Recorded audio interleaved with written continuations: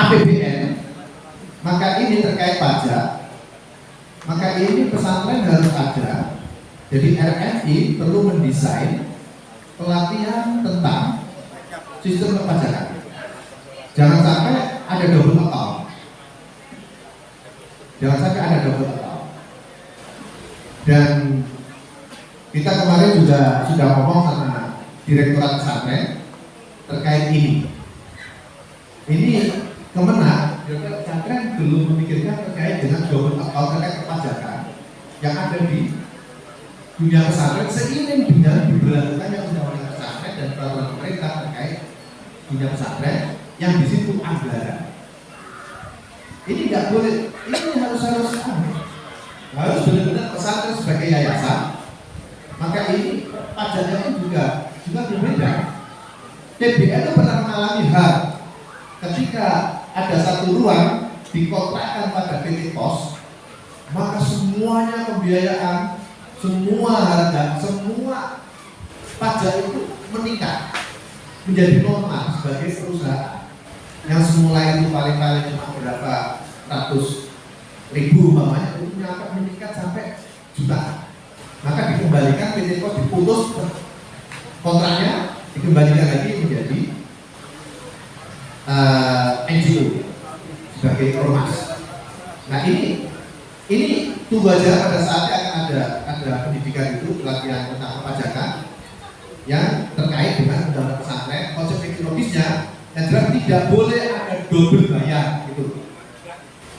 Kan gitu kan? Yang dikhawatirkan takutnya ada double bayar. Memang iya, kalau tidak dirunut itu bagaimana dengan undang-undang yayasan, bagaimana dengan perwakafan. Ini masih perlu sinkronisasi, harus disinkronisasi. Nah, terus yang ketiga itu tadi dua itu sama itu. Bagaimana PBNU gitu kan terkait dengan semua itu, ya kita benar-benar yang mau jadi pengurus harus siap untuk capek. Serius, harus siap untuk capek. Kita di tahun pertama itu untuk istri saya itu nggak protestan, diem aja. Jadi tapi yang tanya itu anak saya, ayah ini mampir ataukah pulang? Karena di rumah baru berapa jam itu kita sekarang harus pergi lagi. Kenapa nak? Kalau mampir gimana? Kalau pulang gimana? Kalau mampir berarti ayah tidak nginap, sehingga adik tidak punya kuasa untuk ngajak ayah main kemana. Tapi kalau pulang maka ayah mesti nginap dan adik punya kuasa untuk ngajak ayah jalan atau makan di mana.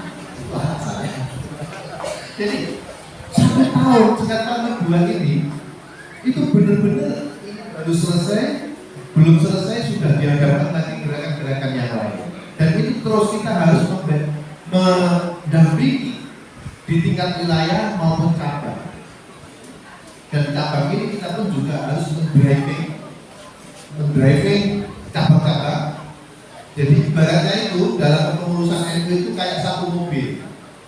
PBNU adalah mesinnya, tapi ini jaringan dengan organ-organ yang lain ini harus benar-benar berimbang, harus berdaya betul. Tak boleh ada yang meling-meling, enggak. Harus semuanya bersama, semuanya harus seimbang. Sedemikian rupa sehingga Nahdlatul Ulama, mobil Nahdlatul Ulama bisa berjalan dengan baik, dengan dinamis dan menghadirkan masalah kepada yang lain. Di tahun kedua ini ada gerakan nasional lagi, gerakan keluarga masalah. Iya, stressingnya, pelaksananya itu ada di tingkat ranting dan posyandu muslimat. Jadi ini tidak ada lembaga itu hanya semacam polisi. Pelaksananya adalah banom.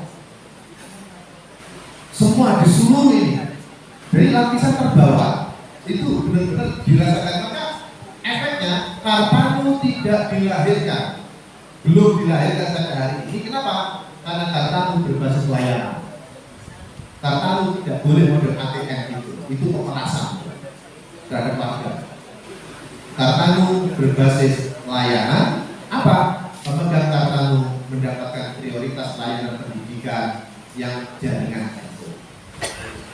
Pemegang kartu itu mendapatkan layanan prioritas di kesehatan. Semuanya itu. Apalagi kalau NU sudah bisa memenuhi kebutuhannya sendiri, maka kartu menjadi jimat yang luar biasa. Masalahnya seperti tadi Pak Sakir jawab, kita itu selalu berdoa, Allahumma inna nas'aluka salamatan fid din. Kita minta supaya agama kita terbebas dari jerat-jerat radikal dan sebagainya. Tapi kita tidak pernah ngaji tentang Ahlus Sunnah wal Jamaah. Jadi sebatas doa saja. Kita tidak pernah sosialisasi. Suriah tidak pernah melakukan sosialisasi terkait Ahlus Sunnah wal Jamaah An-Nahdliyah. Oke, Suriah MPC ngaji dong, yang diikuti oleh seluruh jajaran ranting Suriah dan Tabibiah. Mu'afiatan fil jasad, minta sehat jasadnya, tapi layanan kesehatan belum punya, belum bisa menjadikan prioritas utama. Mu'afiatan fil jasad yang tua-tua ini kan butuh layanan laboratorium, mengetahui bulannya berapa gitu kan.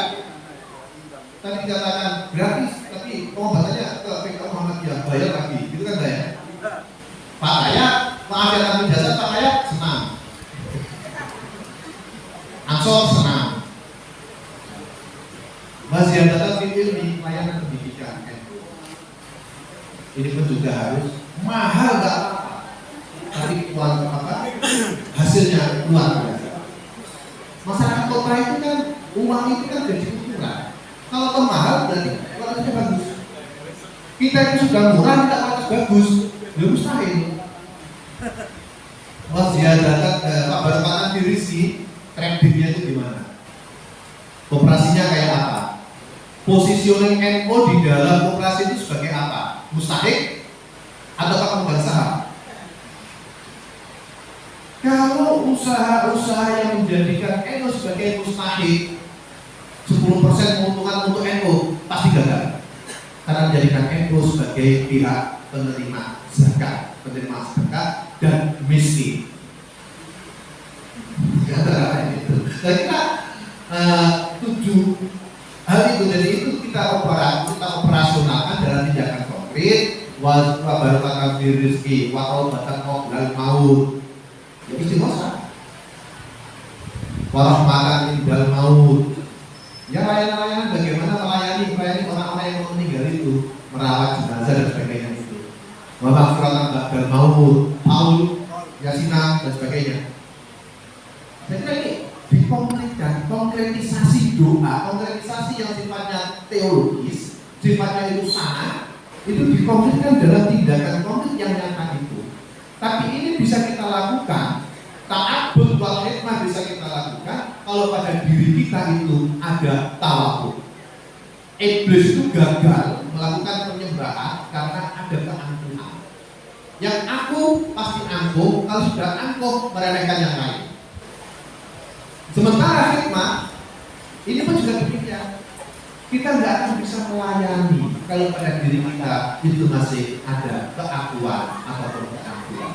Orang bisa melayani, orang bisa beribadah itu kalau sudah ada ketawaduan. Saya kira itu. Terima kasih.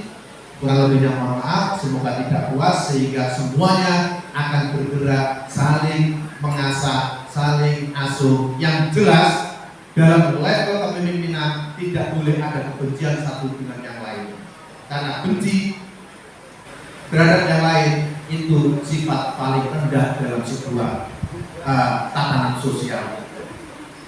Terima kasih, kurang mohon maaf, dan saya minta doakan saya tetap konsisten dalam pengkhidmatan, tidak terganggu oleh rayuan-rayuan apapun, tetap lurus membawa mandat organisasi, menjalankan mandat utama dan aturan yang ada.